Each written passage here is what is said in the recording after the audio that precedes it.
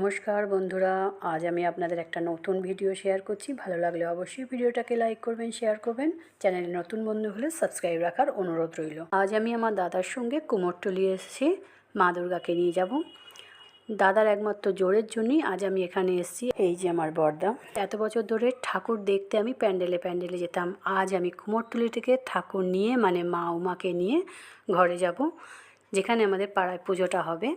তো ভাবতে পারিনি, তবে দাদার জোর করে আমাকে এখানে নিয়ে এসছে, আর দাদার জোরেই আজকে আমি এসেছি। তাই শুধু আমি আনন্দটা নেব কেন, আপনাদেরও আনন্দ দেওয়ার জন্য আজকের এই ভিডিও। কত ঠাকুর আর কত রকম সাজিয়ে সুসজ্জিত, কাকে ছেড়ে কাকে ফটো তুলবো ভেবেই পাচ্ছিলাম না। ক্যামেরা একবার এদিক থেকে ওদিক, ওদিক থেকে এদিক, এই করছিলাম আমি। আনন্দে আমি সত্যি নিচেই আত্মহারা হয়ে গেছিলাম।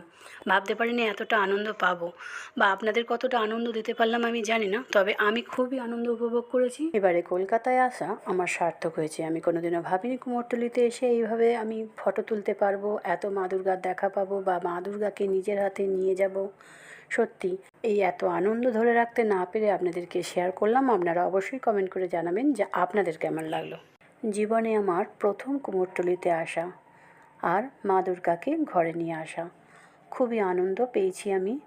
এই আনন্দ জীবনে হয়তো আর আসবে না, তাই যতটা আনন্দ উপভোগ করা আমি ভরপুর নিয়ে নিয়েছি।